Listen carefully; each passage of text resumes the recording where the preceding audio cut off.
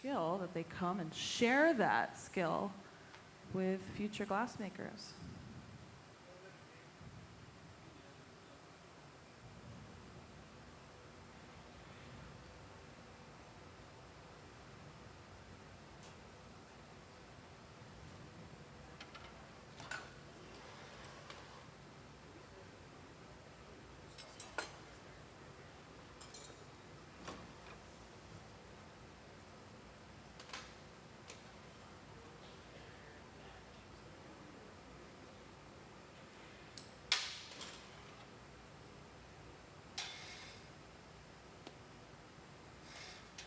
All right, so glassmaking is very much a team effort.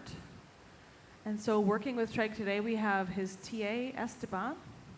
So every glass instructor that comes to the studio, they get a TA to help instruct the team. And so he's the TA, and he'll be helping out tonight.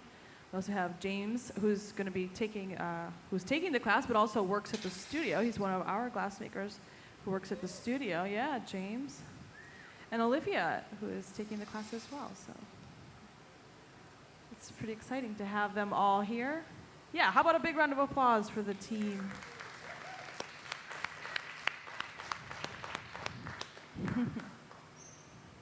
Chris Rochelle is one of our glassmakers here at the hot glass demonstrations, and he'll be helping out as well.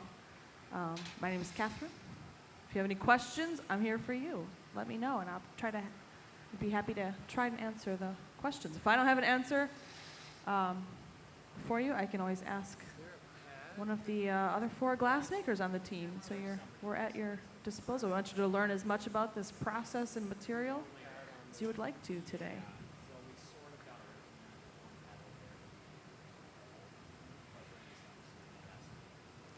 So right now they're heating up the color, and I saw earlier they put in 4 bars of color.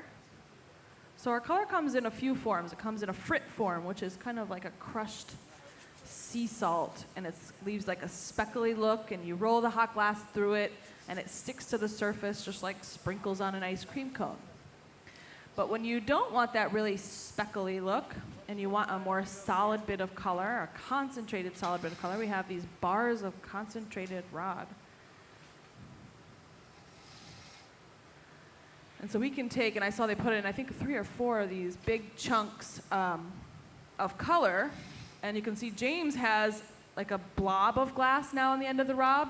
So he took that bar, and he got it hot, and melted it into this blob. And so hopefully it's a big, hot blob of glass, big blob of molten goo that they're gonna drop over this clear bubble. So watch this. It has to be really hot. They're gonna push it all the way around that clear bubble. We call this a color overlay. So he brings it over. As soon as Treg grabs a hold of it, James stops turning. The glass drips right off. It's so gooey. So gravity is doing some of the work, and heat allowed that to kind of fall off and start to fall over that clear bubble. Now it's up to Treg to push this all around that clear bubble. So he might use this metal table called a marver. He might use some of the tools at the bench. We'll have to wait and see what he does.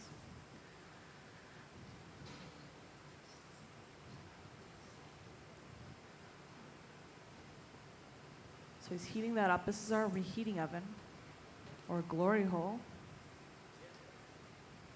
And it's kept around 2100 degrees Fahrenheit as well. Are you waving or you have a question? Let me come out there, because I won't be able to hear you. All right, so there he goes. He's going to push it on. He's using the strap of the jacks, which is a flat part of the jacks, pushing it onto that bubble, and then he's going to slowly kind of start to curl it around the whole bubble.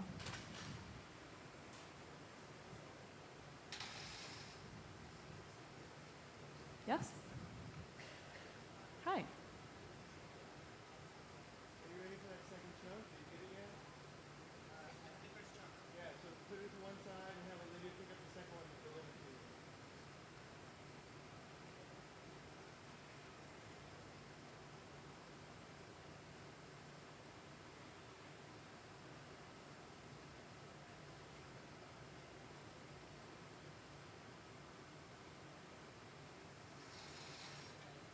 So the question was, glass is elastic, and so you can blow it up, and it moves, and it's fluid, and it has this plasticity, and you blow it up, and then it will keep that shape as it cools. And the question was, is there any way we can change the material to make it heat up quicker or faster or slower? Yep. So there are hundreds of thousands of different glass recipes. And so if you take pure silica, which is the main component of any glass, that melts around 3,800 degrees Fahrenheit. And so we have an oven that melts at 2,100 degrees Fahrenheit. So we add a flux to that glass, and our flux is a soda ash. So the soda ash reduces the melting temperature of the silica sand to about 1,800. And then those two materials create a water-soluble glass or a water glass. And so we add limestone for stability and clarity. If you were making lead crystal, instead of the limestone, we would add lead. We could also add barium. But we add that flux to reduce the silica's melting temperature. As far as working with the soda lime glass, it has a very short working time. When it comes out of the furnace with a lot of glass, it'll stay hot for a long time, but as soon as it's blown thinner and pulled thinner, it cools off fairly quickly, and usually its working time is somewhere, around a minute or two or less. So yeah, you'll see a lot of the time they're heating in this reheating oven. And what's really nice about this shop is that view that you get inside that reheating oven, because a lot of the time is spent heating the glass, and so you're going to see them inside these ovens. You can see Esteban's in the assistant's bench over there heating the glass, and Treg was just in the main furnace heating that up. Now he overlaid that color. The whole bubble is covered in that beautiful, looks like enamel white, but it might be, yep. Got all different types of glass. We've got alabaster. We've got Florence, which has sort of a yellow. I'm right here. And then I heard them say something about Duro. You have some Duro color as well? All right, so we have enamel whites. Yep. And then we're going to put on a gold ruby, champagne, and brilliant gold threading. And then there's a vanilla and a gold Duro threading as well. Wow, we got lots of colors. Perfect. This is going to be a beautiful piece. So usually if you come to the museum, you come during the day, you're going to see a short demonstration. We'll usually use one, maybe two colors. If you come to the late show, we get to use as many colors as we want. Like Chris has been working on some rainbow pieces. You can see they've got some rainbow pieces. I made one with a lot of color last night as well. So when we have more time, that means we can work with more color. We can add more parts. And you can usually tell the size of the piece by the size of the team. So we've got 5 glass makers, 4 bars of color, no more than that, 5 bars of color. And he asked us to go downstairs and get the big blocks to shape the glass. So I'm assuming we're going to be working with a lot of glass as well.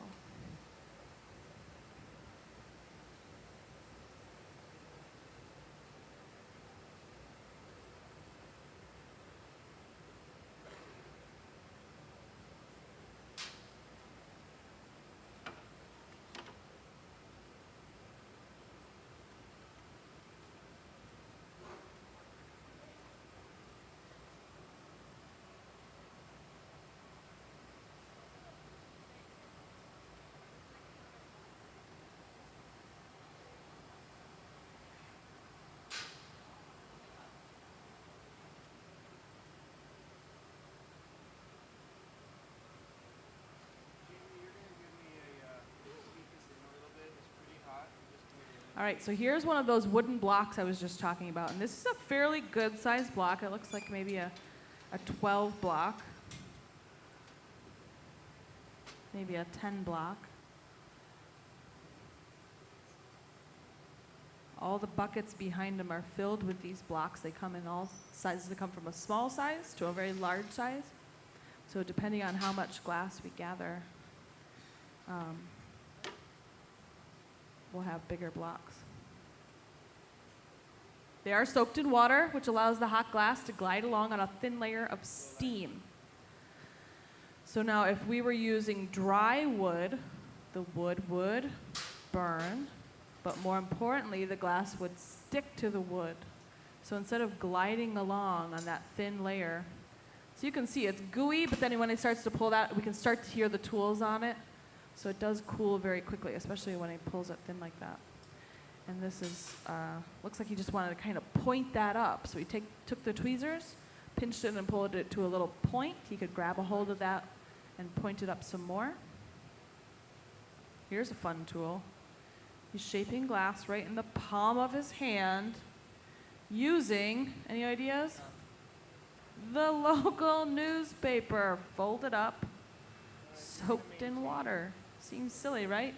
Shaping the glass that's over 2,000 degrees with a few sheets of the newspaper. But it's actually one of our favorite tools.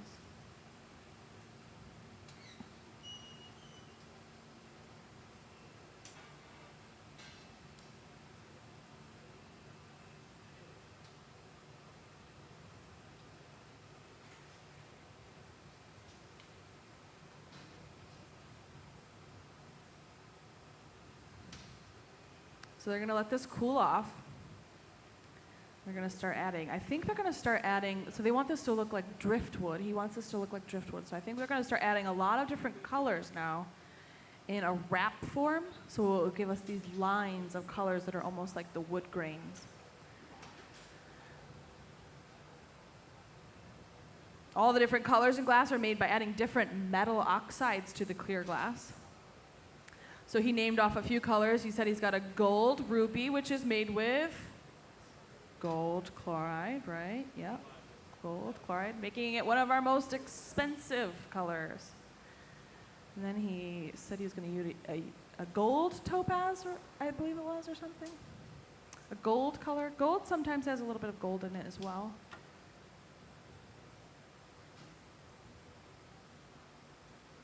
Iron makes green, manganese makes purple, but different metal oxides and chlorides make different colors in glass. So there they're kind of balling up a little chunk of color over there. You can see they're kind of marvering it to a point. So that table they're using is called a marver. So when we shape the glass on the marver, we call it marvering. So he's marvering that to a point, which is very much like sharpening a pencil before you write with it. Allows you to create a nice fine line of glass.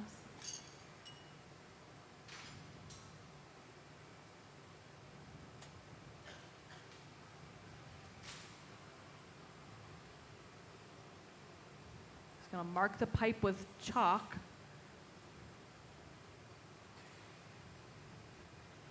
So that'll tell him when he gets this hot, he wants, I'm assuming he wants one of those sides facing up or down. So he marks that spot with chalk. That way when it's hot and orange and he can't see where that spot was, he can find those chalk marks and stop turning there and keep that up or down.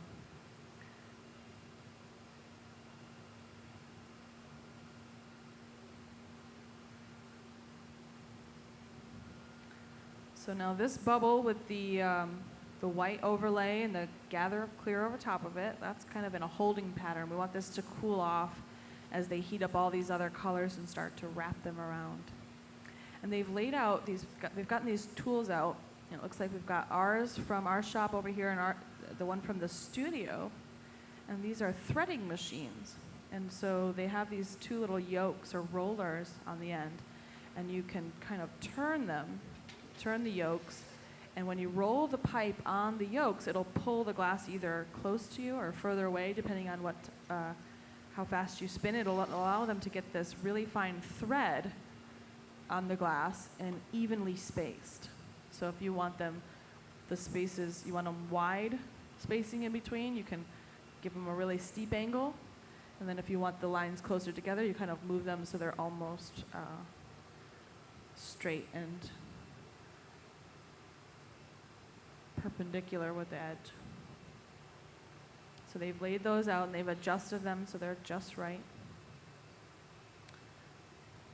So you're going to see them pulling the colors out of this oven over here called a garage. And so if you were able to see the front of that garage, I don't know if we can. We're going to share this. We've got an excellent AV team, and sometimes they can give us a view of the front of that garage. See, it looks like a garage. It's got the 2 doors. So the one Esteban's in now, that's the hotter side of the garage, because that's where the burner is on that side. And then if you go to the right side, the one that's closed up right now, that's the colder side. So if we were going to put something in there like all day long, we'd put it on the right side of the garage, and then we'd slowly move it over to the hot side. Because we can't heat glass up real quick. We can't take the bar of color over here from the cart and have it cold and stick it into the 2,000-degree oven. The whole thing will just blow up. And so we want to heat it up slowly. So they put that in earlier today, this morning. They put all of the color in. And even before we take it out of the garage, we kind of have to hold it on the hotter side before we go into the 2,000-degree heat. Because if you heat it up too quickly, it will crack and break or explode. When Esteban takes over, you're going to pick up each chunk of color. Last one in there? Yep, exactly. All right. Any other questions while we're just getting started?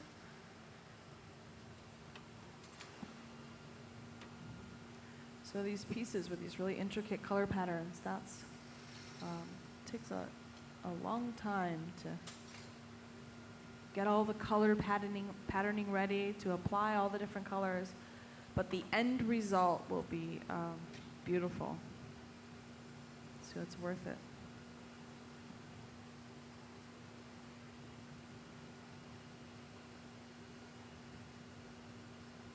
This will be the base color, so we build it up in layers.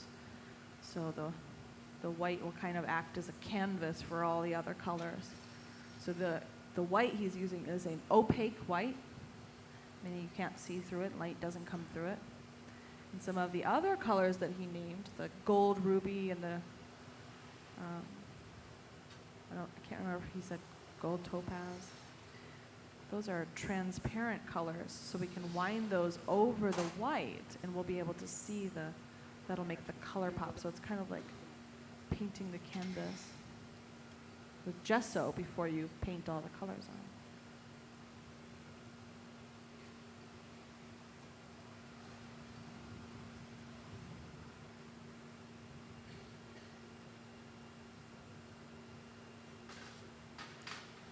Again, we're cooling off the pipe. It's always good you can see the steam coming right off the pipe. There's about 2 feet of that pipe we can't touch, and that's usually the discolored area close to the glass. And so it's always a good thing to do before you get real deep in all the work, is to cool off the pipe.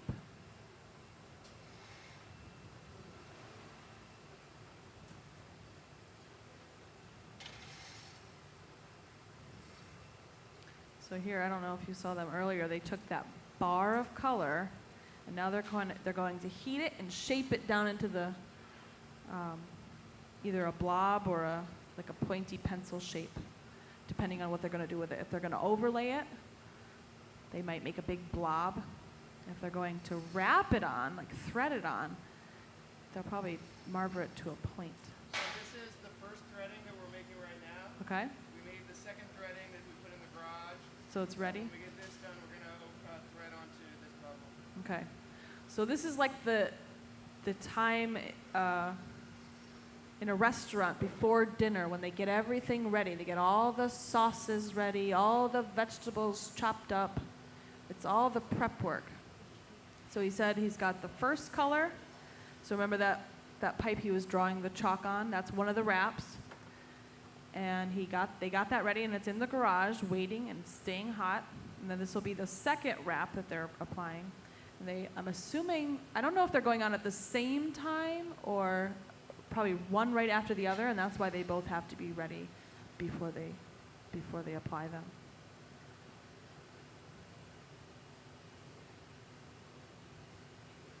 Looks Looks like James has pulled out another bar of color. Olivia's got a lot of bars of color floating around the studio here. And you can see all these glass blowers with hot molten goo on the end of a stick walking around, and no one's bumping into each other. It's kind of like a dance. So that's like the first thing you learn when you take a glass blowing class is to be aware of where everyone is in the shop. So as glass makers, we kind of know where everyone is. You look to see where you go before you start. So you can usually tell if you watch the glass makers, they'll be heating and then they'll look, and that where they look is usually where they're gonna go. To make sure that their path is clear, to make sure that no one's sitting in the seat, the tool is there that they need. So you can usually kind of tell where they're gonna go. And you can see James and Olivia are kind of switching on and off. The one will heat in the oven while the other one sits at the bench. And so getting this timing down and this way of moving around the studio takes years of practice. Probably the very first thing, if you take a class and you want to learn how to blow glass, the very first thing you learn is what's hot, what not to sit on, what not to lean on, what not to touch. And then probably the second thing you learn is to let people know where you are. So if you're walking behind someone with hot glass, it's probably good to let them know. Or if you walk behind someone with hot glass, it's also good to let them know. So you'll hear a lot of behind you or letting everyone know where you are in the shop. But you can see they'll all kind of buzz around. They've all got their jobs in there. No one's going to be bumping into each other or running into each other because it's just the way we learn to work is almost like a dance.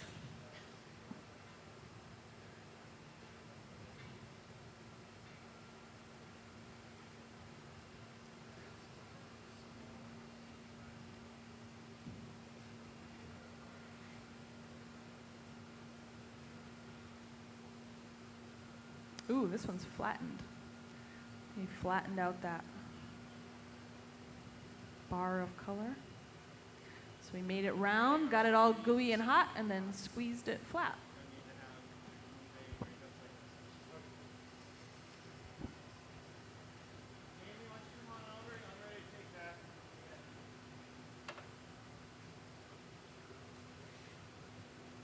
So we asked James to come on over. So James comes over to this oven to heat the glass.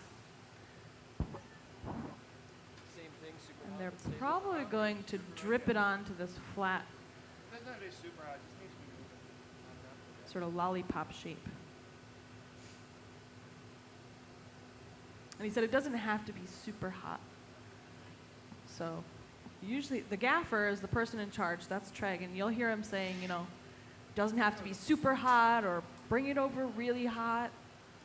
Hold it straight up and down. You can see all these little kind of moves and instructions. They're like the foreman on the team. The gaffer is the foreman on the team, the person in charge. And they'll instruct the team.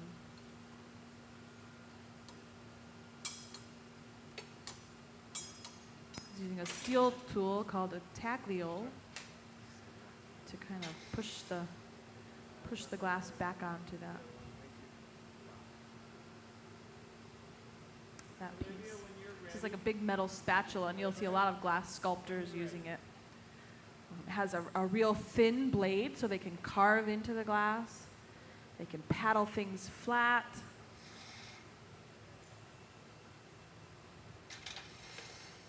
Can be used in a lot of different ways. So here he brings it over to the marble. He's just gonna shape that up.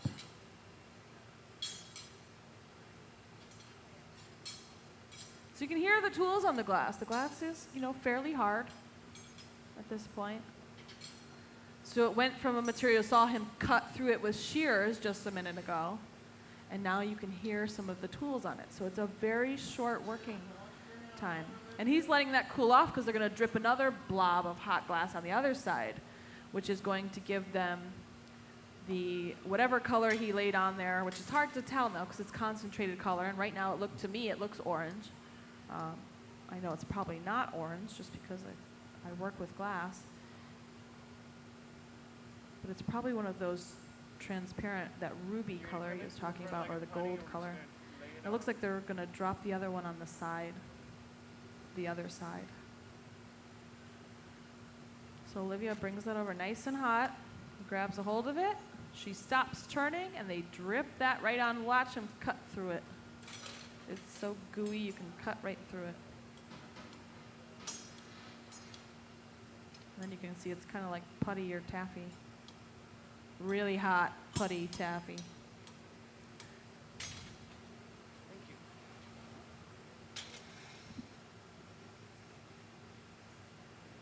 And then right back into the heat. Yeah, would you mind closing the door? And then once he gets all that color on there, that's when he'll probably start to shape this up. See Esteban's over there, he's still got the bubble. And good news, it hasn't moved. That's a good thing. Usually when you hand something to someone, if they heat it too long, it could change shape. It could get longer or wider or shorter or flatter or off center. But it looks just like it was when he took it away, so that's always a good sign.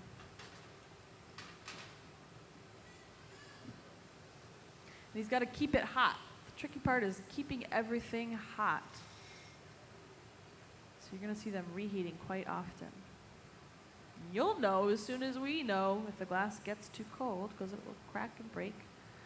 But I don't think we'll see any of that tonight. We've got years and years of experience on the stage.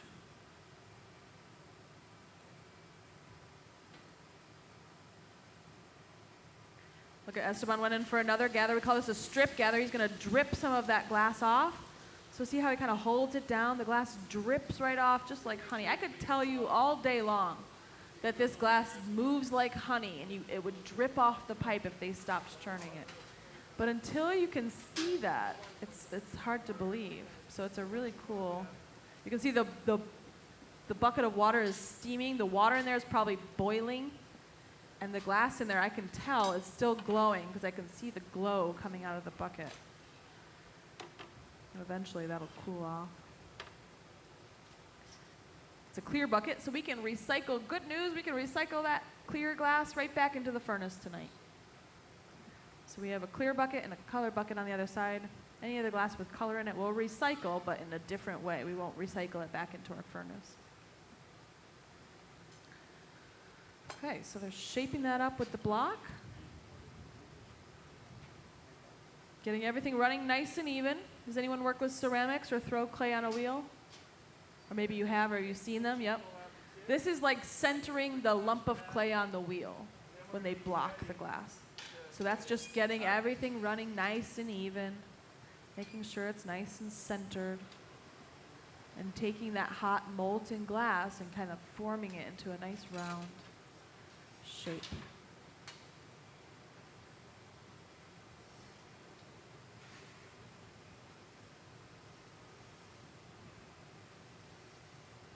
And just like you would add water to clay to soften it, we add heat to the glass to soften it. So when they want to make the glass hotter and softer, they go into these reheating ovens that you can see now. Here's a nice shot. You can just see the heat. Looks hot, doesn't it? It's a great place to be in the winter here in upstate New York, standing in front of the furnace, sweating. In the summertime, you just have to get used to being a little soggy all day long. This is a nice shop, though. It's the old Steuben factory, so it's kind of big open space. And when Steuben closed their doors, we moved into this space. So the building is a Robinson ventilator building, so it was, it's not functioning anymore, but it used to pull the air up and out. There used to be kind of this shape at the top, and it would pull the air up and out of that was the ventilator up at the top. But now our ventilation system is just behind this hood here that goes out the back of the building. All right, looks like things are starting to happen. We're getting ready to kind of start wrapping the glass. So they've got these two threading machines.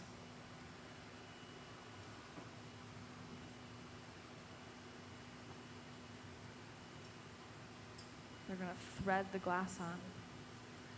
I never get tired of watching this. This is, I get to see glass blowing every day, and I've done it myself, and I never get tired of watching this threading process.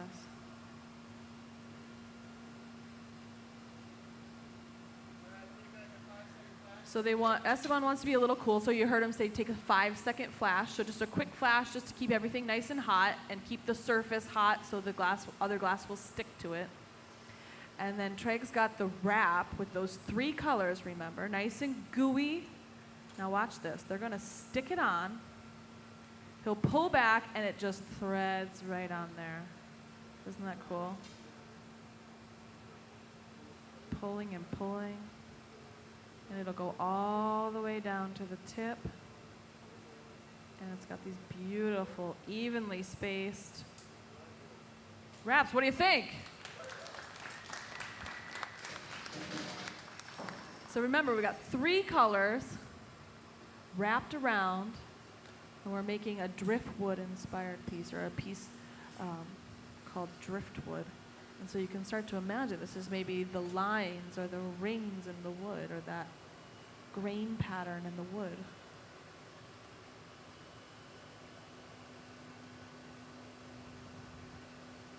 So there's another wrap. Remember that smaller wrap that they put away earlier?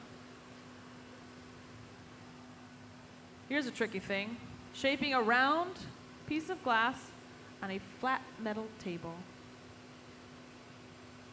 It's not an easy thing to do. If he were to stop turning, he'd get a flat spot. So you can see there's some upwards motion. So he's supporting the weight of the glass.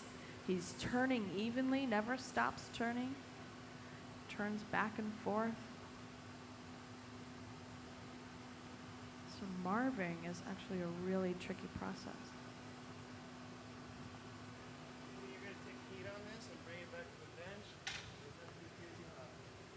He's going to have James. There's some variation in that threading.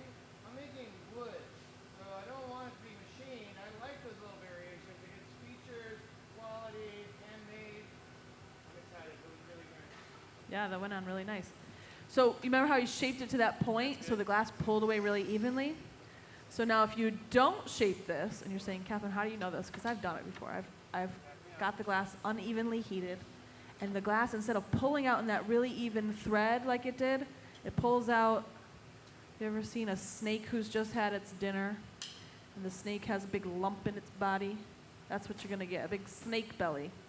So if it's got a colder spot inside of it, it's going to pull away uneven. And so this is, they got that really even. Now, like he said, he doesn't want this uniform shape. He wants this to look like wood. And so he's going to get in there with the tweezers and kind of push this color around. Now the color will have a memory. Glass has a memory of everything we do to it, whether we push the color around, whether we heat it, cool it.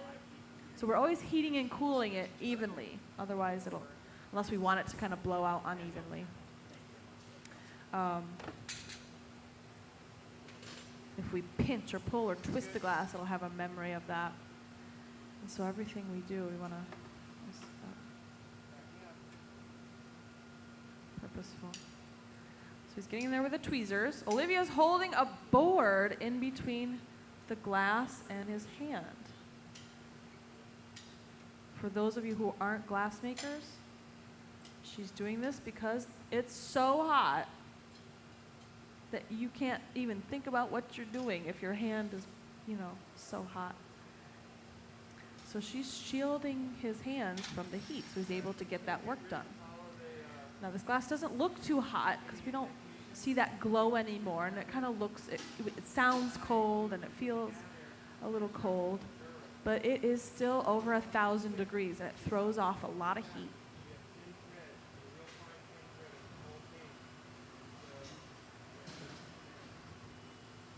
So why not wear gloves? Gloves can be pretty tricky to use, especially if you're using all of those tools like the shears. If you got any water in the glove, you could get a steam burn.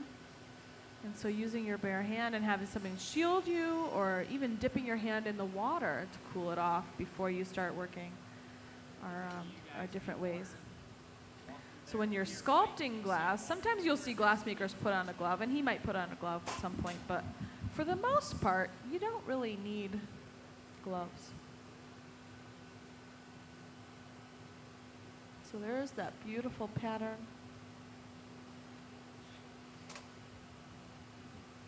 Still doing all right on questions? Yeah.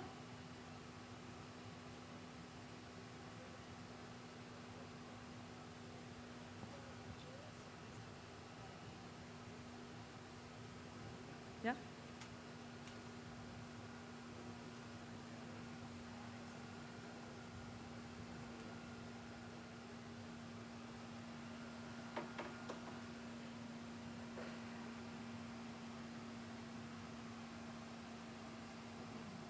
Okay, so the question was, I talked earlier about you could come and take a class from like a master of glass. So there's no like degree, and there's no certificate. It's usually when your community deems you a master. And so we'll consider them masters in glass, the glass, like in Italy, there's Lino Tagliopietra, Dale Chihuly. We'll consider Treg's a master to us because he's perfected this craft, perfected these skills and techniques. And so you can't like take a test to become a master, right? So it's, yeah. So it's if in your community, the people you work with, if they call you a master, you're a master, right?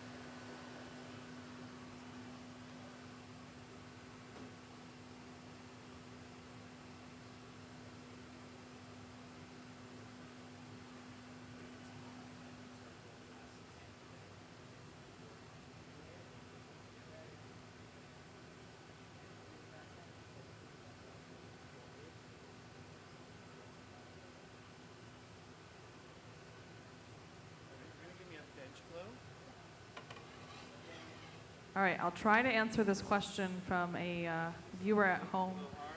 And the question was,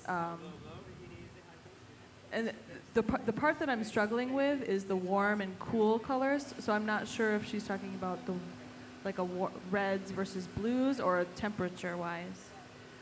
And so I think it was when he was applying those two colors, and one was cooler. So that middle sort of tongue lollipop shape, that was cooler. And the blobs of glass were being dripped on, and they were warmer or hotter. And the question was, does that create a weak connection, or does that make that fragile? And the answer to that question is the sort of like lollipop or tongue shape had to be cooler in order to catch that. If that was flopping around, it would be really hard to apply that soft bit, so that had to be a little cooler. And then he applied the second one, and then he got everything really hot. And so when he gets all those three colors that were applied together, warmer and cooler, he got all of it really hot, so there's no weakness in that anymore. It's all just one really hot blob of glass. So I hope that answers the question. So yeah, like if you stick a handle. Okay, so now here's going deeper into that question. If I make a vessel and I want to put a handle on, and I have the vessel's a little on the cooler side, and I put the handle on cold, then then stick the handle back on, and both of those connections are cooler. That's a weak connection. But because he was applying these blobs of color and then he got all of the colors, all the blobs nice and hot again, it's no longer weak, but one big blob of hot glass. So yes, if you add a warm handle to a cold vessel, the handle will be weak and it might pop off or break off easily. But as far as adding these colors, watch this, there he goes, dripping that glass again. This is so cool, just drips right off. You can see it kind of moves around, see how it's wiggling around like that? Oh, look at that, nice shot of the glass in the bucket. And then when you want it to stop dripping, you just change that angle. And then the line becomes really thin and just eventually breaks off. So strip gather. Now here, this is the property of glass that makes paperweights so nice, is that thick layer of clear glass that magnifies, acts as a lens, magnifies everything underneath. So it may look like that bubble has grown inside, but that's just the magnification property of a thick layer of that clear glass.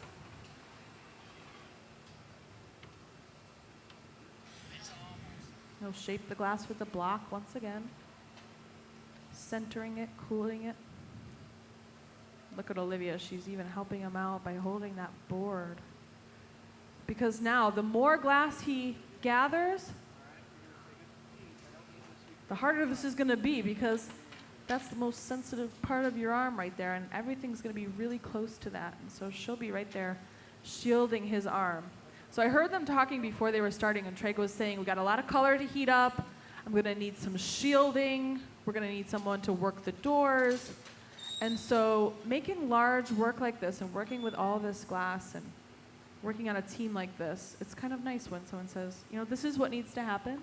So everybody pick a job, or he'll assign jobs, and then the whole team can work and work comfortably, which is really important.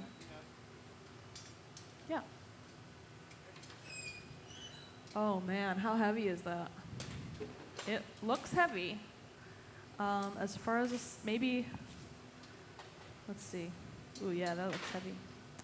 I would, if I had to guess, I would say, I know the pipe itself weighs about 8 pounds. That amount of glass is probably 10, 15 pounds of glass. Now, imagine, so let's say you pick up a bowling ball and you pick it up and you hold it really close to your center of gravity. It doesn't feel so heavy. Now, imagine if you had to pick it up on a stick and hold it far away, and you had to create this torque or this leverage, and then you had to keep it turning. It's going to feel a lot heavier than it actually is. So a lot of times we go into the studio one night and we make a really big piece of glass, and everyone's lugging this piece of glass around all night, and you come into the shop the next day after the piece is cooled, and you go into the annealing oven and you go to, you know, lift with your legs, not your back, and it kind of just flies up over your head because it's a lot lighter than you're like expecting to pick up this big heavy piece that you remember last night. It's actually a lot lighter than it was because it's not on the pipe anymore, it's not moving around.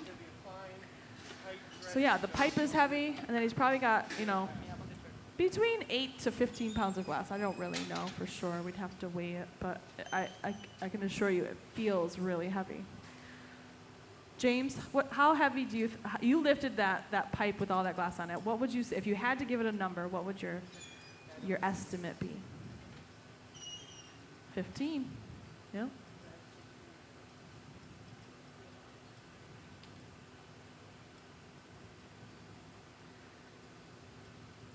See, it's heavy enough that they're having to put that pressure down. So did you see when they kind of lifted up and it kind of fell this way? It's heavy, and they haven't blown it up too much. They haven't put a lot of air in this yet, so it still has that small bubble. So it's a big, thick piece of glass, which they may or may not blow up a little further. Got a lot of glass blowers in the house tonight. How many glass blowers do we have in the house tonight? Nice, cool. So this is like a glass hub. Everyone, there's the glass hubs of the world. Venice, Pilchuck, Corning, Penland. Look at this, they're wrapping it again. This one, whoop! Go, go, go, they're pulling and pulling, stretching. And Chris is gonna help out. Chris has seen this happen before, so he's gonna kind of keep that centered with a wooden paddle.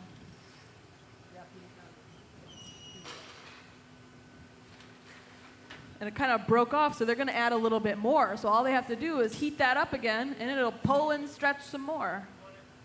Here's an image of one of the driftwood pieces. Oop, we just missed it.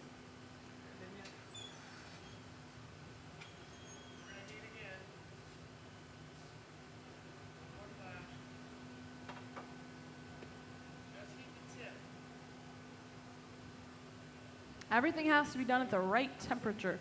Sometimes we talk about the 3 T's of glassmaking: timing, temperature, and teamwork. So you can see the teamwork. You'll hear them talking about roughly what temperatures they want.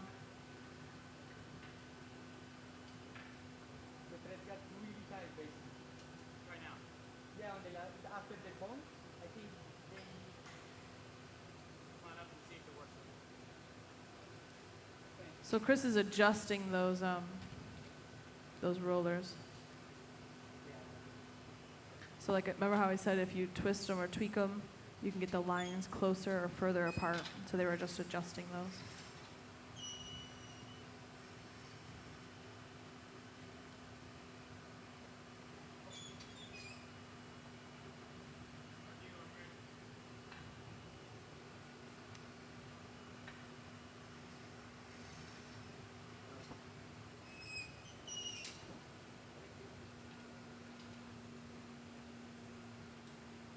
Okay, watch this. Just stick it on, and then pulls back to that fine thread. And there it goes, just threading right on there. See how it's just so gooey. You can stretch glass almost as fine as a human hair if you pull it hot enough and fast enough. Yeah. Nice.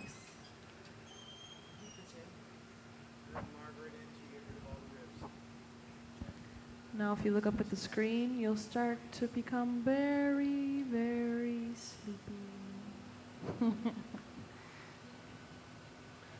All right, that looked a little crazy. I'm perfectly fine with the variation in those lines. This is going to be wood grain again, and wood grain comes in all sorts of different ways.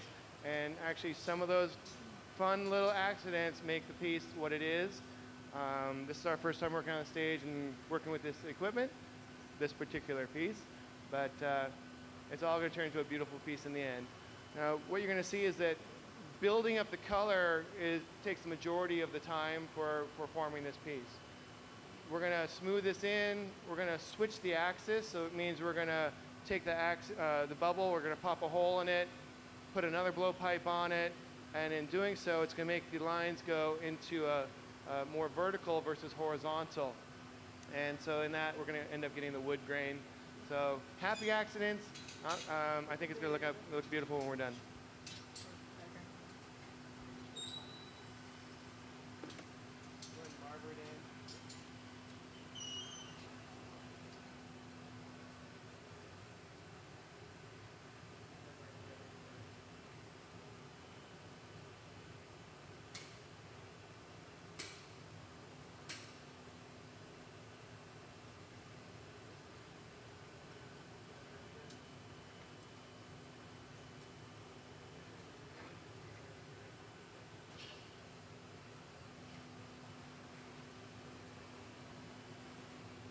You can see I'm using the whole table.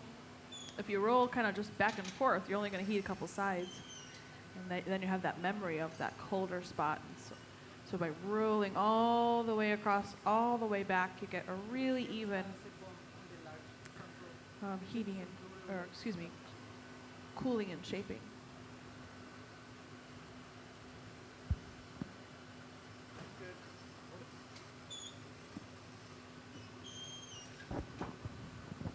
Yeah. Yeah, thanks for coming. What's that? He'll probably keep going probably for another hour or so. Yeah, so if you're still here, come on back and check out what's gonna happen. Yeah. Yeah, there's got a lot going on in the museum. We've got all of our collections, glass making. You can make your own glass over at the studio. You can. We've got new exhibits. We've got the New Glass Now exhibit. Lots of stuff happening here at the museum, and so we're going to be working down here for the next couple hours. No, next hour. And so feel free to come and go if you are only here for a short period of time and you have something you want to check out. We'll be still working.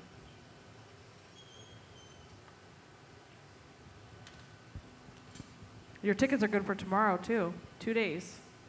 So you can always come back and this piece probably you won't be able to see it tomorrow. It might stay in the oven a little longer.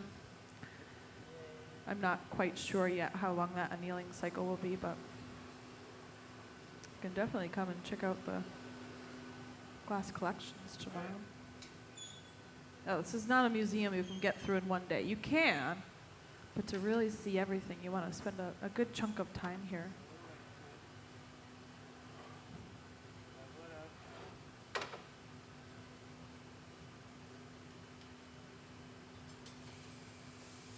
So you saw them using gravity. They were just holding the glass down at that angle to kind of stretch it out.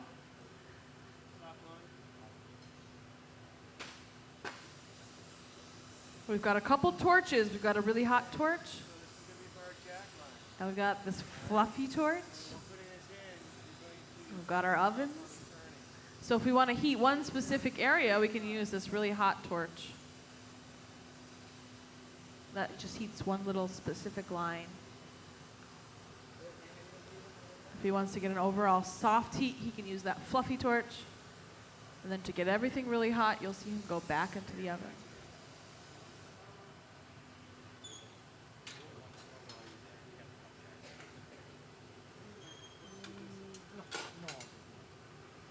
That was joking.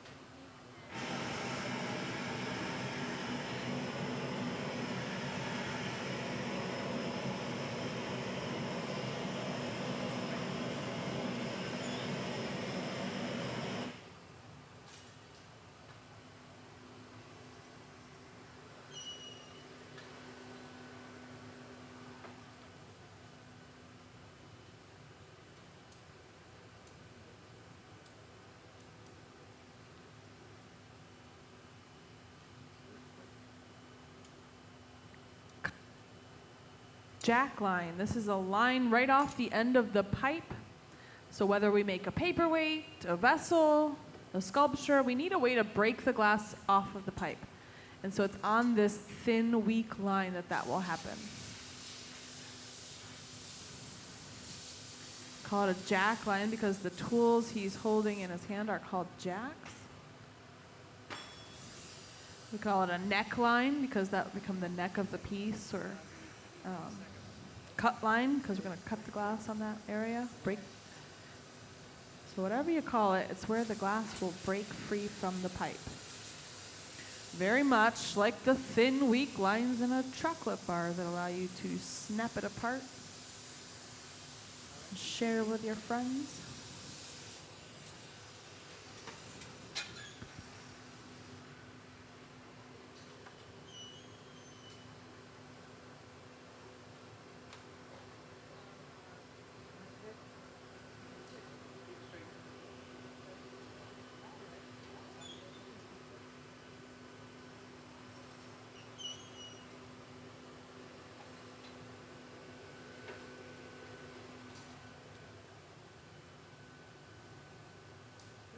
All right, so going back to that question about the weakness of the different colors in glass.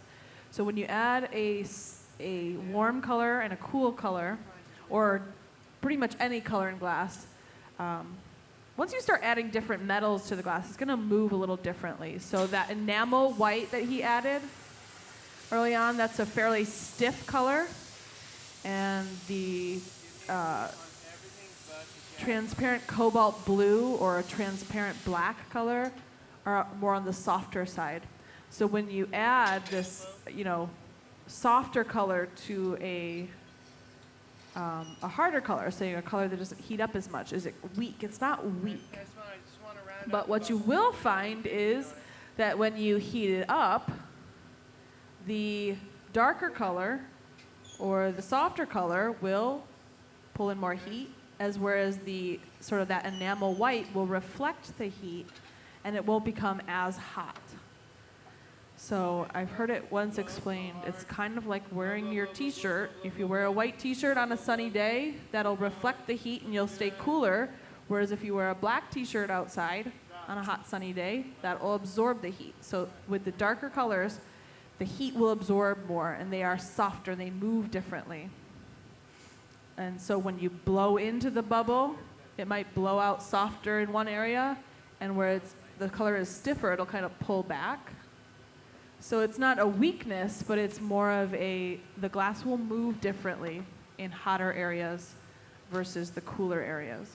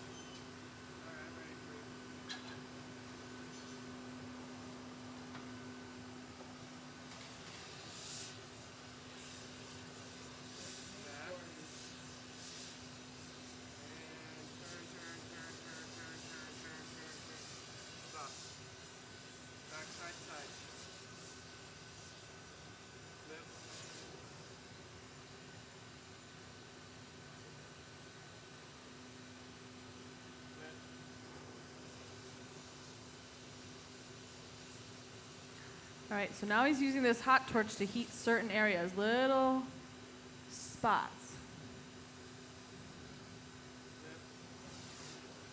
Why? I don't know. We'll have to ask Treg.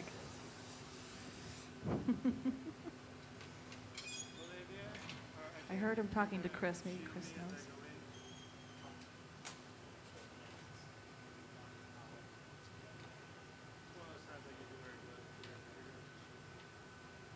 Chris does know. We're going to switch the axis. So right now, it's kind of all running nice and even off the end of the pipe.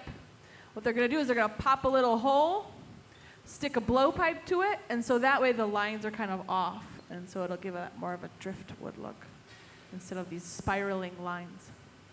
So right now they're just picking through the glass with tweezers. So he's kind of digging in, creating this little hole. See that little hole? He's kind of just digging in there. Eventually he'll get all the way through.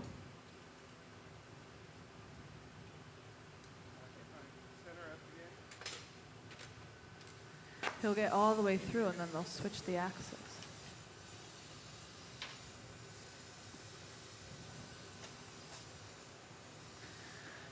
This is fun. Watch this. James is gonna blow. They got it hot. And he can blow, and it will only blow or inflate in that hot area. And now there is a hole. Big hole in the bubble.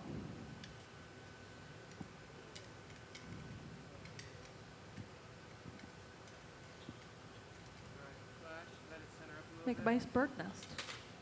Bird house.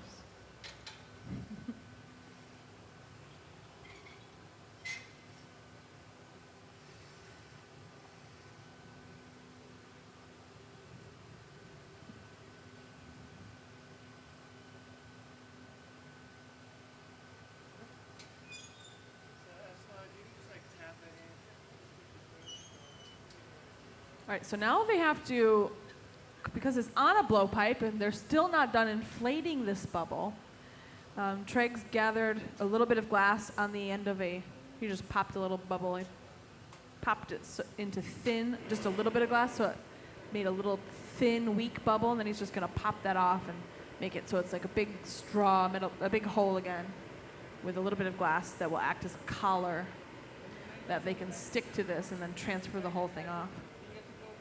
Yeah, almost every day. Yeah. Give or take.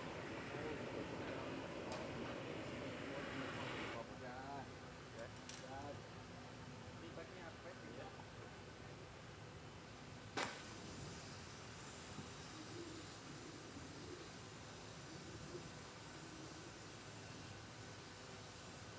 So they're just going to use that hand torch to heat up that certain area.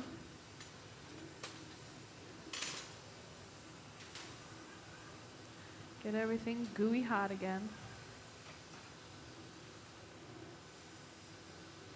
So there's Treggy's opening up the end of the blowpipe to make sure that it's not clogged and it is open so they can blow through it.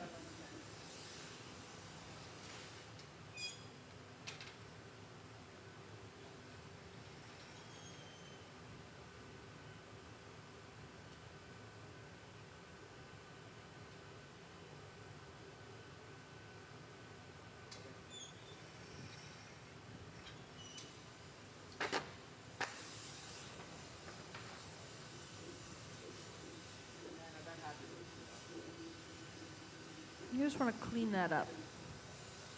Getting it hot to clean it up a little bit.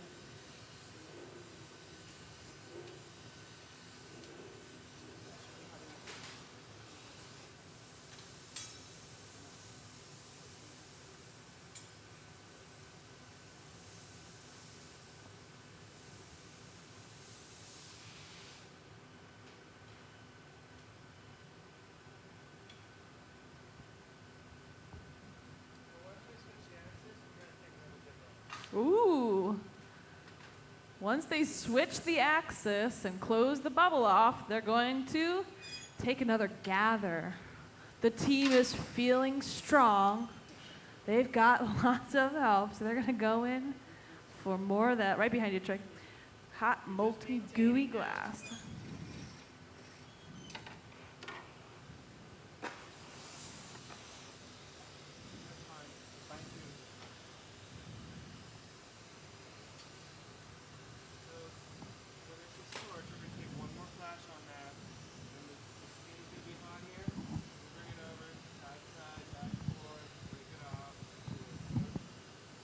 So sometimes when we refer to a vessel or a piece of glass, we don't say, check out this 30-pound piece of glass I made. Or if you're going to start off with a team, you're not going to say, we're going to make a 30-pound piece of glass today. They'll say, we're going to make a 3 or 4 gather piece. And so when they say 3 or 4 gathers, then you know, well, that's going to be a big piece. If you say 5 gathers, you know it's going to be a really big piece.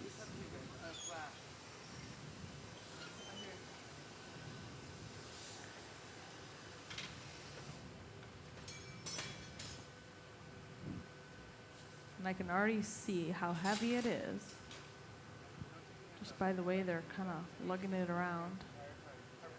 All right, so now they've got the collar nice and hot and gooey. Treg will stick it right over the hole so that the blowpipe blows into the hole. So they jam it on there. You can hear him say push. And you want to make sure it's all connected. So he's kind of instructing Esteban to move it all around, making sure there's a good seal. We don't want any air escaping. We want it to be a really good seal. The next step is to break this off of the blowpipe. So a few drops of cold water it's all it will take, and a light tap, it pops right off. How about a big round of applause?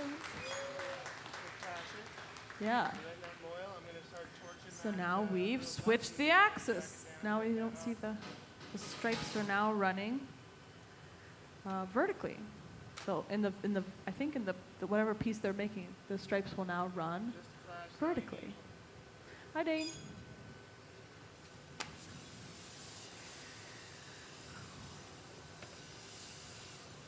So Treg's teaching a class over at the studio. One of our gaffers over here on the museum side is teaching a class. Dane Jack's teaching a cane class. Yeah, it's got some people in Dane's class. There's a class in the flame shop. So there's the studio is just buzzing with students and teachers, and they're all here. Well, some of them, not all, probably not all. But some of them are here tonight. They worked with glass all day long, and they just can't get enough. They came in to see what's going on in the hot shop. Yep.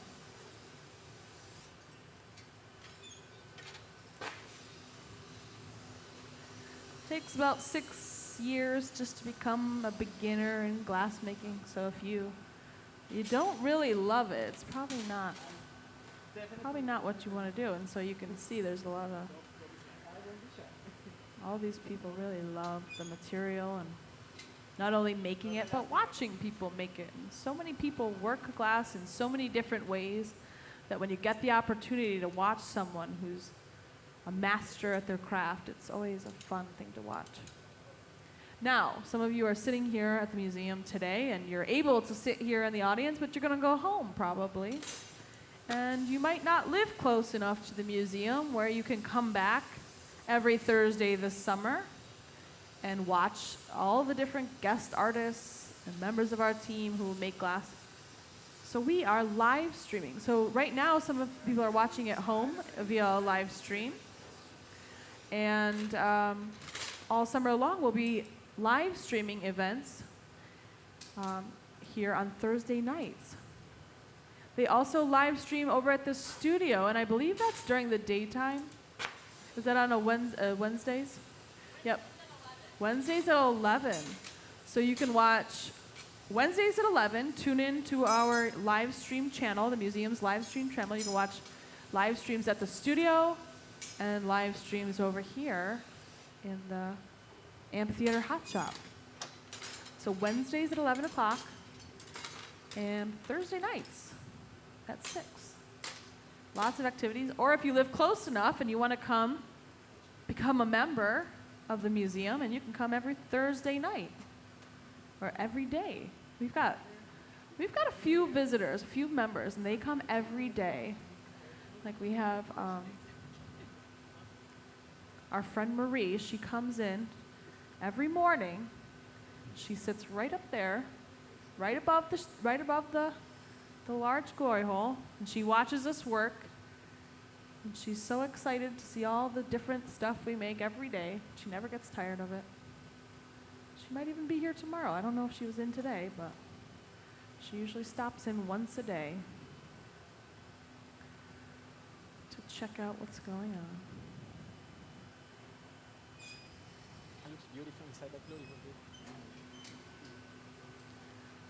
All right, so Treg closed off that hole.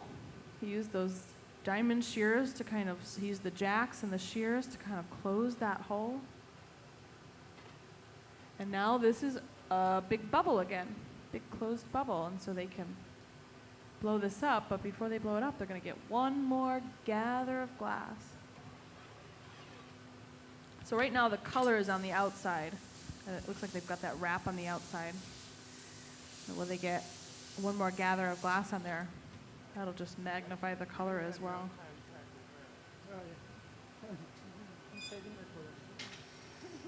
So I would say we're about halfway through with the piece. Got all the color. This was just the color application part of the process. So we're going to now start to blow this up and create the vessel. Any other questions?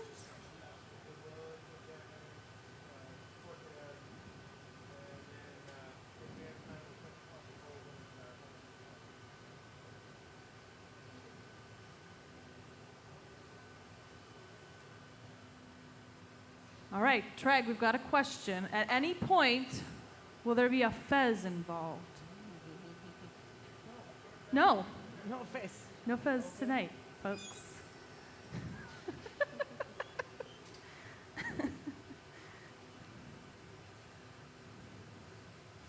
Now we're all dying to hear the story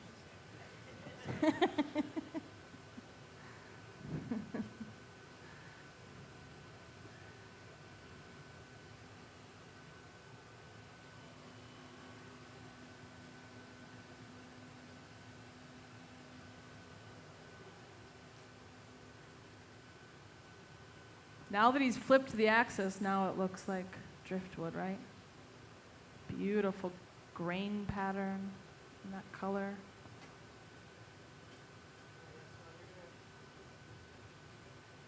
Give me heat. Paper it in. A little bench blow to round it out. So just the way everything's aligned and the way it's oriented on the blowpipe, it would be really hard to wrap the glass like he did vertically with those tools. So really, the best way to do that is to wrap it and then flip it, Beautiful. which is a lengthy process, but worth it in the end. All right, now he's shaping the glass with the newspaper again. So you can see the pieces up here. I guess for those of you who are here at the museum, you can see some of the, we've got some images showing on screens of the images of his work.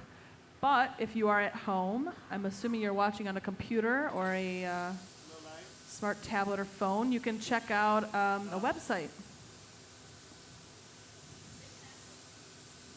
Oh, you can see the pictures. Cool. Yeah, there you go. But you can also, he's got a website. You can check out some of the images of his work as well.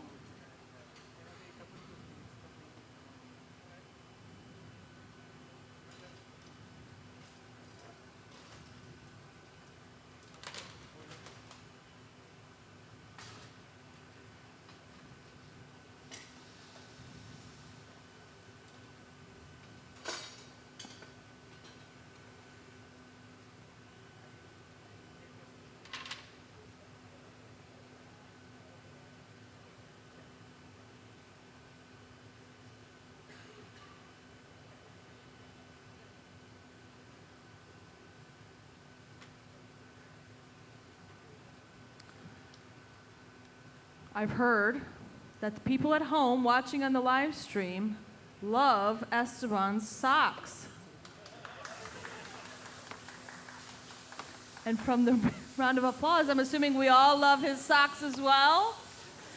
Next thing you know, everybody in the hot shop's gonna have fancy socks. Starting a trend. Is this a special occasion or is this an everyday attire? Every day? As of lately. It's become an everyday. I love it.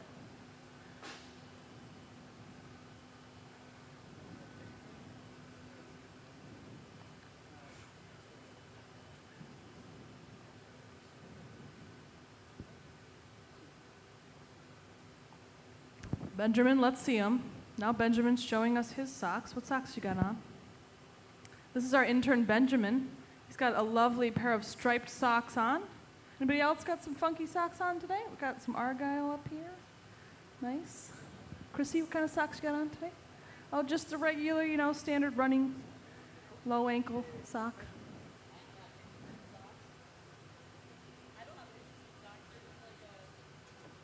Just a plain, yep.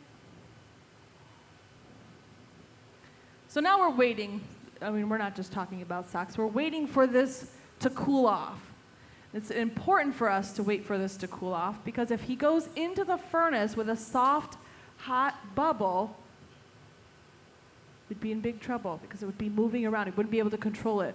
So we want this to cool off so that when we go in, and we gather this massive amount of glass, he'll be able to come out and have good control over it. So it's really important for us to spend that time to cool.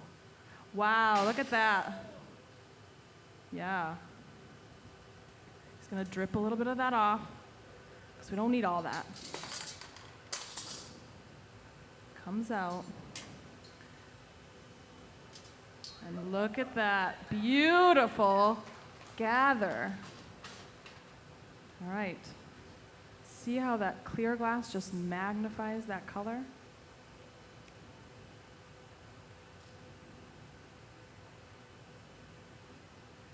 Now this is not a gather you take in your first few years of experience. You kind of have to build up to being able to work with this much glass. It takes many years. So usually you start off small and you get control, you're able to make a small vase, and then you kind of push the limits to make a larger vase. And then eventually you can gather enough glass to make a really large piece. I'm going to shape this up. Now usually you don't feel the heat through the newspaper, but I bet right about now that newspaper kind of feels like a heating pad. It's not going to burn his hand, but he can feel the heat through those layers of newspaper.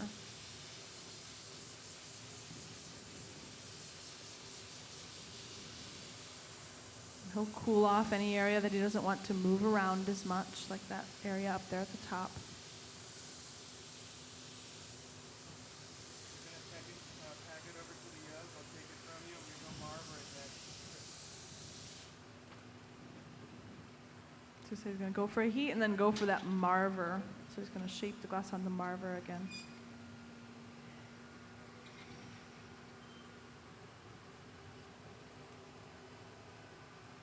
So now we've probably added about 15, 20 pounds onto that 15 pounds. So now we're really heavy. Life-size child made out of that for Jaime Guerrero. Oh, for him. Yeah. They love the singer. Yeah. I'm not sure if that was the largest thing, but it was pretty tall. Yeah, it was cool.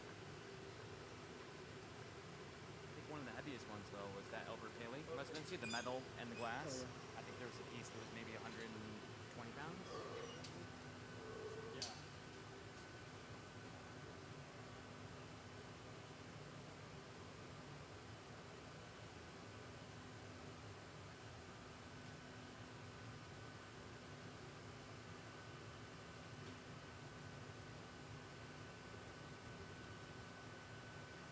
So he's shaping, but also cooling the glass.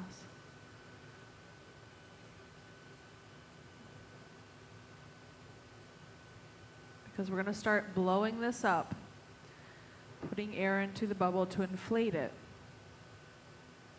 And the tip of that bubble is the first thing in the oven, and it's the last thing out, so it's always the hottest part of the bubble. And so he's going to cool off the tip of the bubble, which will allow him to leave the thickness down there to make it a nice, stable vessel.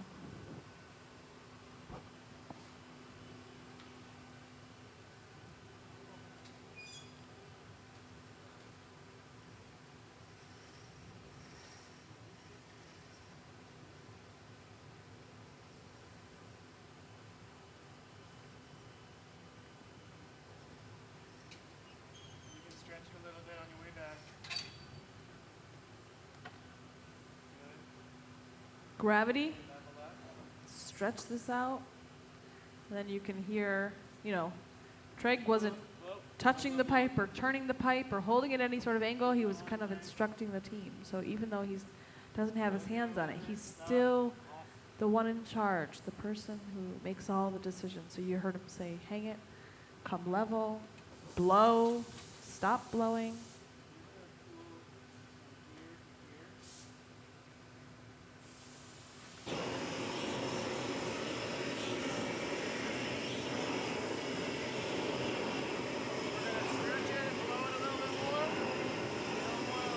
So the torch will heat just the top area, the neck area. That's where they're going to cut in that neckline or jack line. And so it's important for us to cut this in early on in the process. If we blow up the bubble and we get a really big bubble, to get the heat to cut in that jack line, it would take a lot of heat and then the bubble would start to collapse. And so early on we have to cut in this neckline and then you can blow up the rest of the bubble. It's nice and warm up there, isn't it? Just a little bit.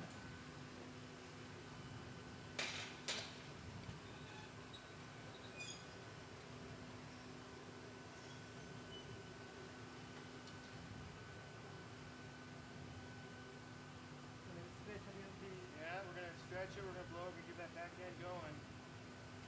Nice, good heat, and they're going to stretch it out.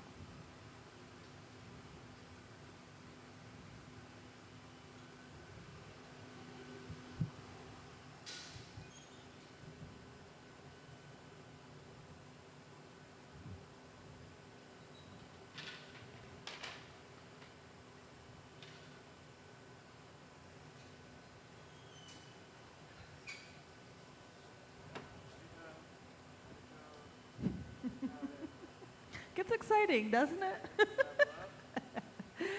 You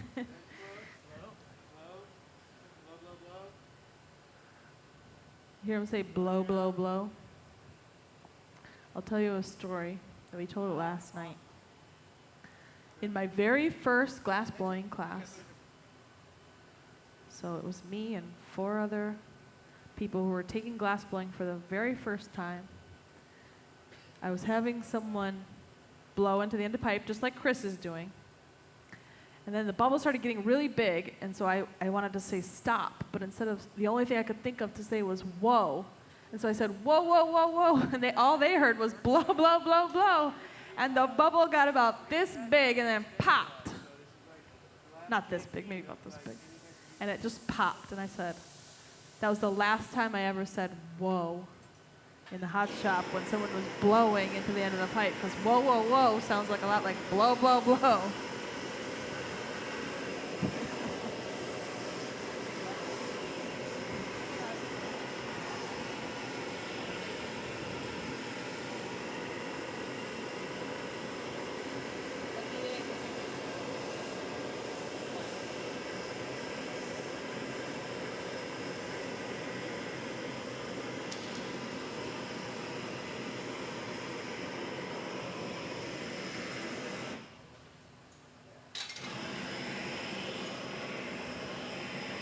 Now he's applying a little heat to those jacks, those metal tools.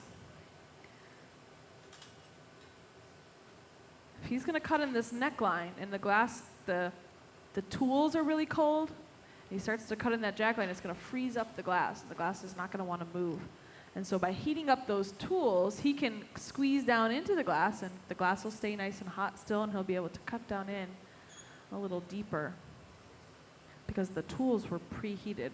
He can also put a little bit of beeswax. There's a little bit of beeswax on the blades. That beeswax just allows the glass to glide between them nice and easily. Lots of shielding. His arms are really close to that hot glass. So you kind of see him peeking through the shields.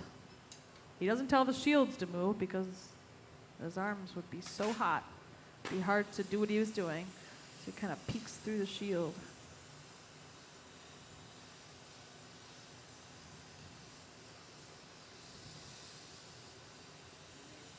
And then that hand torch will heat up just that line.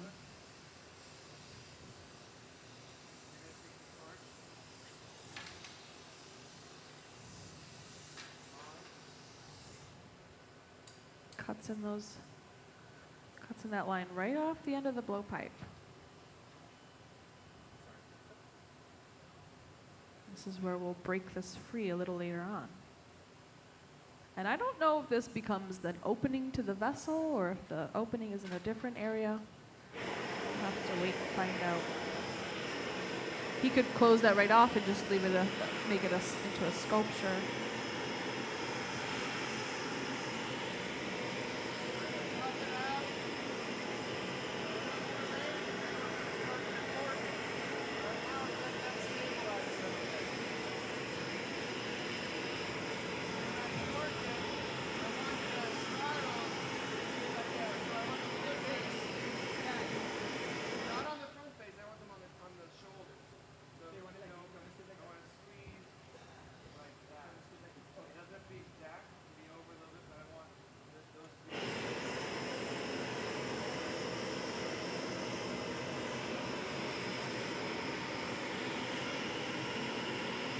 So they're heating up the shoulders.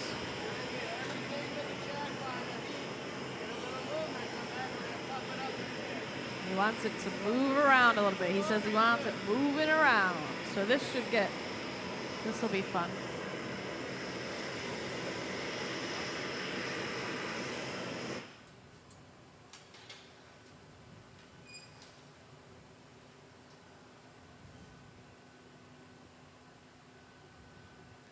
can see Olivia's working the doors. It's like having the heat on in the winter if you have all the doors open, all the heat escapes. But also, she closes him in while he's in there, because if she had all those doors open, enough doors that he could get in and out of, it'd be pretty hot standing in front of that door with all the, stay in front of the heat with all the doors open. It gets really hot, and so she's there to kind of close those in and open it up when he needs to get out. You can stretch it a little on your way back to the bench. Wait till you've got it moving. This hot glass is sticky when it's hot, and it will stick to anything else that is hot, including those hot ceramic doors. And so we want to make sure that we have enough room to get in and out. We don't want to take any chances of having this beautiful piece stick to the doors.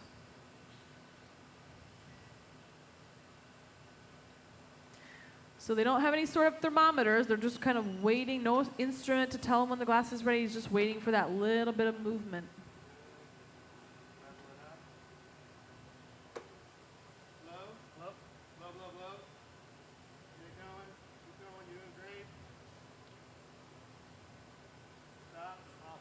So you can see that everybody's got their part. Esteban's helping turn the pipe and keeping pressure on it so that it doesn't flop up. James is shielding him from the heat. And Chris is blowing into the end of the pipe. So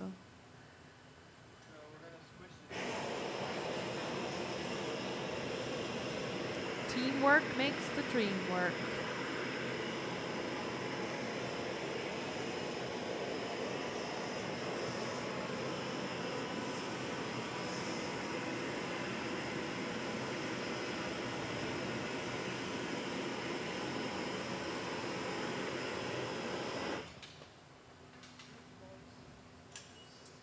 So these classes that we teach in the summer, they all kind of usually have like one focus. And since Treg is an excellent glass sculptor, you can see the images up on here on the board. He's really good at sculpting the glass.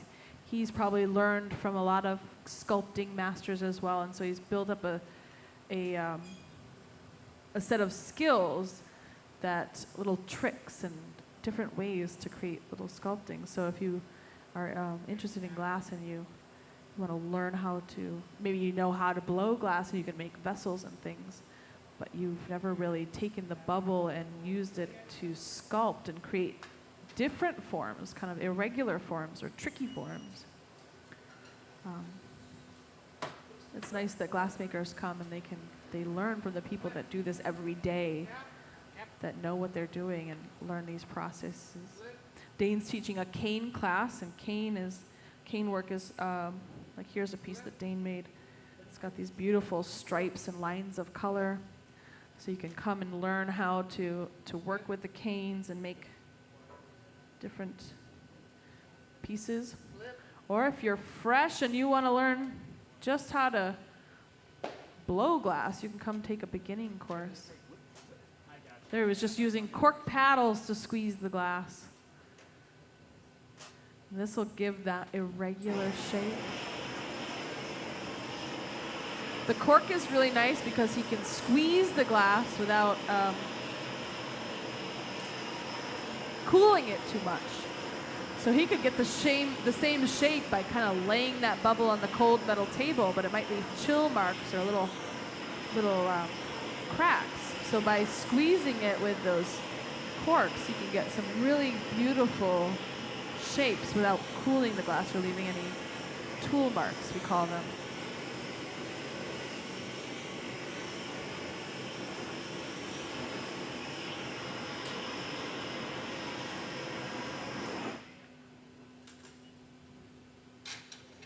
Back into the heat.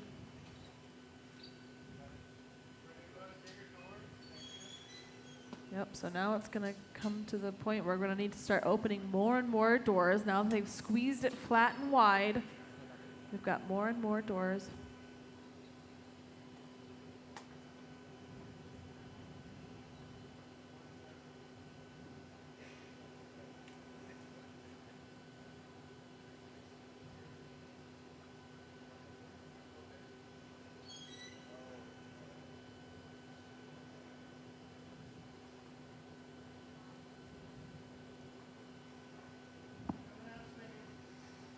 Said he's coming out swinging, so that means get out of the way.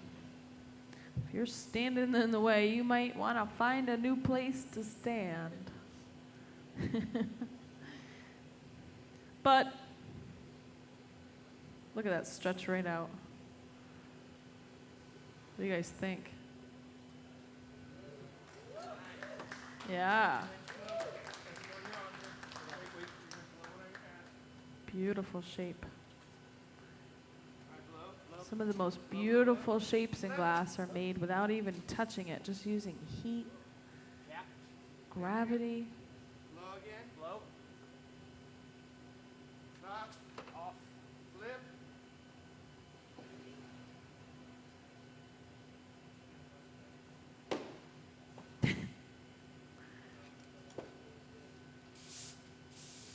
Okay, so now everyone upstairs is getting smoked out. How's it doing? Need a respirator? All set? There are glass blowers that love the smell of the cork paddles, and there are glass blowers who do not like the smell of the cork. You all like the cork paddles? Well, good, you found a nice spot. Steven does not like the cork paddles. He's saying nope. Yep, so we got the cork paddle smell lovers and the cork smell paddle. They don't like it so much. I think the most common thing you hear is when someone walks into a shop, a glass shop, they're like, the smell of the cherry wood. Because all of the tools are made of cherry wood, and when they start to burn, they have this really beautiful smell. And then when you have these cork paddles, it kind of smells like doesn't smell so good. Yep. It's funny, we did last summer, we celebrated the journey of the Brooklyn Flint Glass Works. They put the factory on a barge and they brought it up to Corning, New York through the Erie Canal system 150 years ago. And so last summer we spent the summer blowing glass on the Erie Canal on a barge. And we had a vessel that was with us, the Lois McClure, and that was an old canal boat, a replica of a canal boat, and they were from the Lake Champlain Maritime Museum. And they were with us the whole time in front of us. And so they had a captain on there who was trained for fire safety and everything. So he kind of kept an eye on the barge. And one day you saw a couple of them come over, and they were really concerned about this new smell. Smelled like they thought something was leaking or something. We thought it was diesel fuel or something was leaking. And I said, no, it seems to be fine.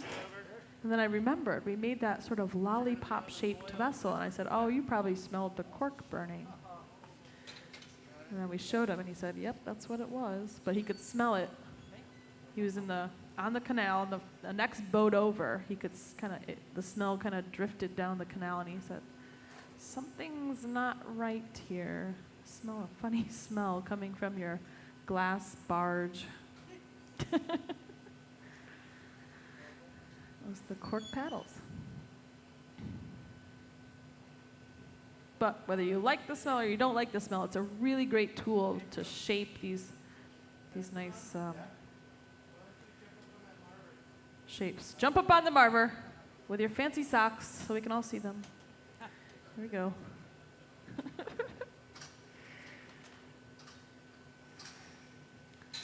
Yeah. Okay, he's going to grab the pipe. This is just going to give them that extra length. To swing it tall, get some extra length. When we built this shop, we wanted glassmakers to come from all over and work large or small, and we wanted ovens big enough to accommodate them. Because if you came to the museum 12 years ago, we had an annealing oven that was the size of this gas cart. And so this piece, you would never been able to put that piece in the annealing oven. We would have never been able to demonstrate something like that. So what they would have done, I think I saw one time, it was back when Stuben was down here on the floor. And our stage, it was the balcony stage. It was up there in the corner, kind of midway through the building. And it was a really tiny stage, like this whole shop kind of squeezed down into this little tiny, I think it was like a 10-foot space with a little tiny annealing oven. And someone wanted to come, they wanted to make big work, so they actually took the piece on they had like a cherry picker, and someone was all suited up, they took the hot piece, went down on the cherry picker and put it into Steuben's annealing ovens. So that's what they had to do to anneal the big work. And so when Steuben closed and they wanted to expand into this space, they went all over asking everyone what they liked about their shop. What's your ideal hot shop? And this is what they came up with. And so we can now make really large work and accommodate glassmakers who work really on a larger scale, and glassmakers that work on a smaller scale as well. We can fill these ovens up. We can fill these big ovens up with a lot of tiny stuff, and we can fill these ovens up with a lot of large stuff as well. All right, Chris is going to give the team a break. They've been lugging this thing around for a good couple hours now, and so Chris is some nice relief from that. They've all got class tomorrow. All right, we're going to hear from the master himself. So we have our length and our shape. Considering popping 3 holes, want to say a survey. Who wants to see 3 holes pop? Do you think it looks beautiful? Okay, 3 holes popped. Yeah, Okay. 3 holes popped. You want to go home now? Nobody wants to go home. We want 3 holes. Treg, you showed me the tool you were going to pop the holes with earlier. Do we have that anywhere? Let me see if I can find it.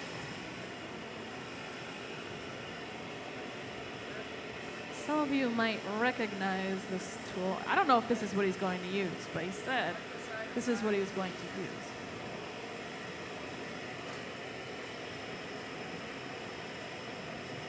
Familiar with these sort of clamps? He said this is the perfect clamp for popping holes.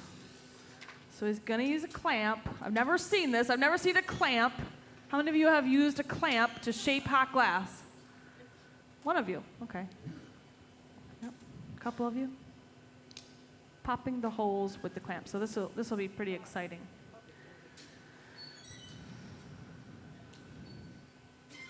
But he's got a beautiful shape, beautiful color. And I think he came in and he asked Chris, do you have any clamps like this? I don't even know what you call this clamp. What? It's a vice grip. Oh, it's not even a clamp. It's a vice grip.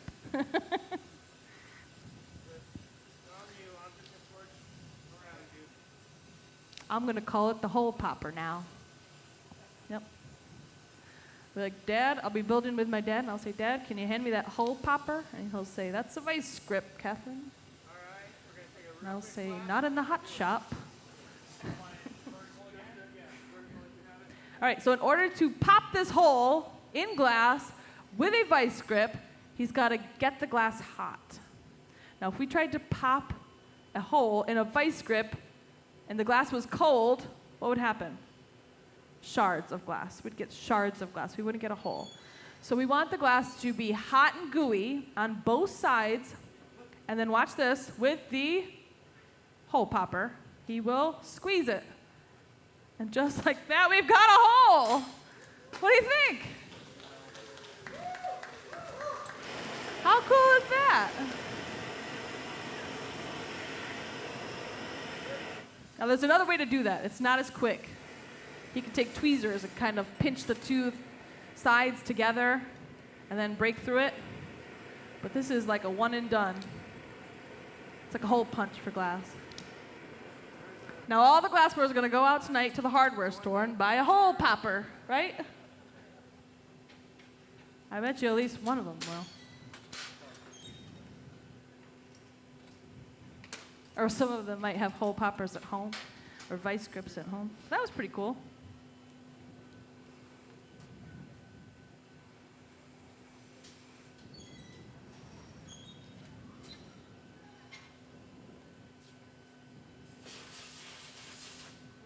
Steve Gibbs. He's one of the creative minds here at the museum. He likes to shape hot glass with a hammer.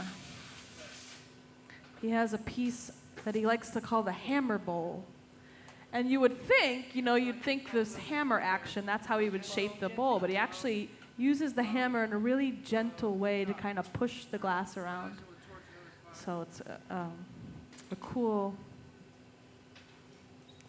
way. You can shape glass with anything as long as it's not rubber or plastic, as long as it won't catch on fire or melt. And you can shape the glass with stuff that will melt, but it's not a good idea. So as long as it's not flammable, won't melt, you can get some nice holes. So he did say 3 holes, right? So he's going to heat this up. Heating it up on both sides. That way that vice grip can reach around.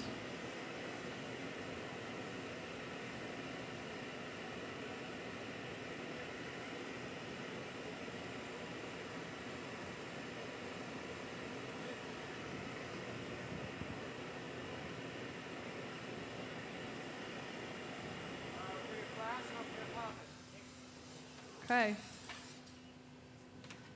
No, I had no doubt that this would work. I didn't realize it was just going to be like instant. I thought it was just going to pinch the area and then he'd have to like pop the hole. I didn't realize it was going to be like a done hole.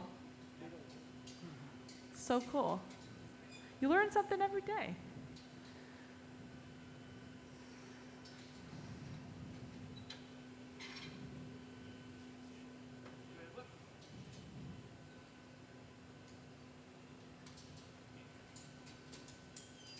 There we go.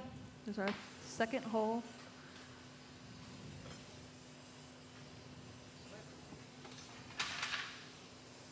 And now, it's not a really pretty hole. Now he gets in there with the tweezers, and now he's going to clean up the edges.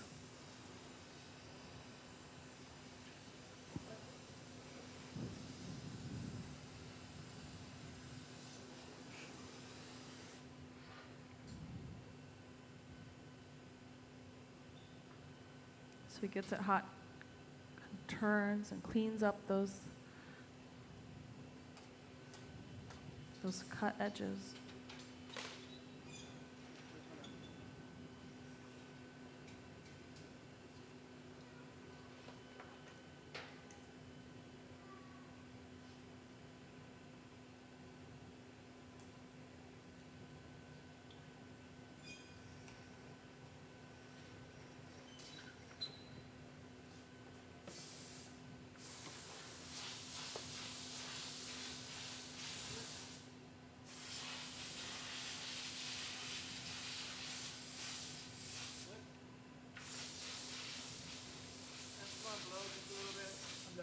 So it is still a closed off bubble, so even though they pop these holes in there, they can still blow and inflate the glass and round out those areas.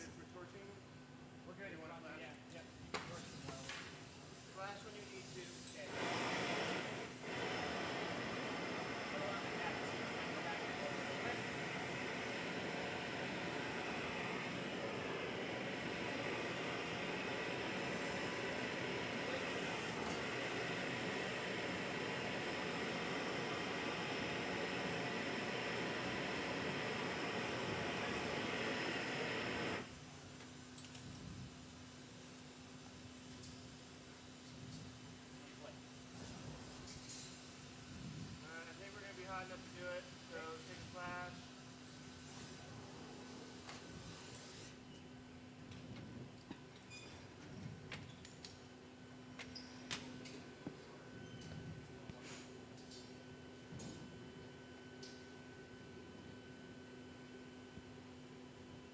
Still doing all right on questions? Yep.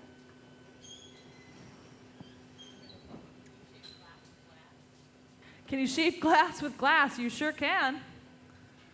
Yep, I actually just watched a video earlier today. They were shaping glass with glass. They made like a big cylinder of glass, like a solid cylinder of glass. And They let it cool down so it was cold, and they wrapped a stringer, just like Treg did earlier. They wrapped a stringer around the cold cylinder, and it doesn't stick because it was hot and cold, so it doesn't stick. And then they pulled that off, and they created a spring, which like a spring of glass. And they were using it, I think it was a class Ed Schmidt was teaching. And they broke up the spring, and they were using like the little circles to make party cups. So cool, isn't it? We used to have a glass spring floating around here. But yeah, they used the glass as a core. They used a glass as a core. And so yeah, you can shape glass with glass. That was just one way. I think you could probably do it another way. Happy accidents.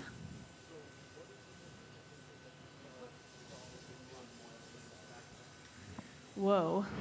So this will be different for everybody. Oh yeah, those are glass springs. So these were round, it was glass wound around a cold thing, and then it doesn't stick, so you were able to get a glass spring. So they were making some of these, and that was glass shaped with glass. You could wrap it around metal too. But yeah, glass is an amazing material. So our question was, he heard Treg talking about happy accidents earlier, and what's the best happy accident he's ever come across? That's a tricky question. It's like, what's your favorite flavor of ice cream? It's like really hard to come up with an answer. Like, what's your favorite piece you've ever made?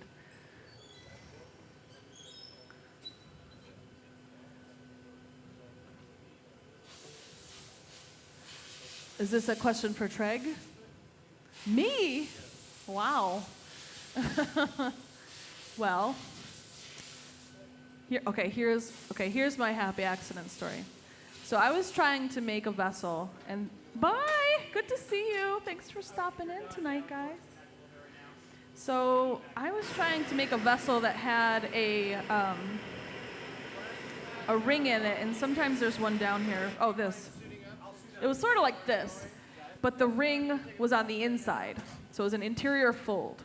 And I was trying to make this like vessel that was, the rings were very straight and perfect, and the piece was going to be round and geometric. And I wanted it to be taller, so I started to stretch it out. And the rings, they got all weird and wonky. And I stretched it out really tall, and it looked like bamboo. And so my product now is a bamboo vase. And so it was a really happy accident. So that's my happy accident. And I'm sure every glassmaker has that happy accident story. Yeah, so I was trying to make something like really clean, really geometric. The bottom, yep. Really clean, straight rings. And when I stretched it out to make it taller, they got all weird and off-center, and so that was my happy accident. I will get the doors, yep. All right, we're getting close to putting this away. Chris is going to put on his silver suit. What do you guys think of this piece so far? Wow, gorgeous. Wait, we've got to get some pictures. We've got to document the process. Okay, well, a couple quick flashes, and then it's Chris's favorite part of the day where he gets to stick his arms and face into the 910-degree oven. So to do so, he needs his silver suit, his Kevlar gloves, and of course, a face shield, because he likes his beard and he likes his bangs. He doesn't want them any shorter. So he's got his silver suit on. He's going to carry this and place it into the slow cooling oven, where we can get a closer look at this a little later on. Actually, give me one more flash. Can you roll the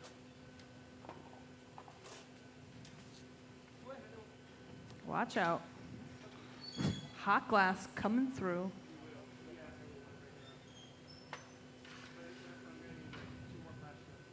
Yeah, so I think every artist will have, happy accidents. Painters, they'll use it. They'll go somewhere. They don't have the brushes they need, and so they'll have to use a brush and it kind of turns out funny, and maybe they love it or they hate it. Sometimes it's a happy accident, or Stop. Flip. so like he was saying earlier, he might try something and it goes terribly wrong, but he sees something else. He gets a whole new idea, and then the ideas start flowing and the design process starts happening. And so being creative, taking risks is all really important when making artwork. If you play it safe, sometimes you don't wind up with those happy accidents.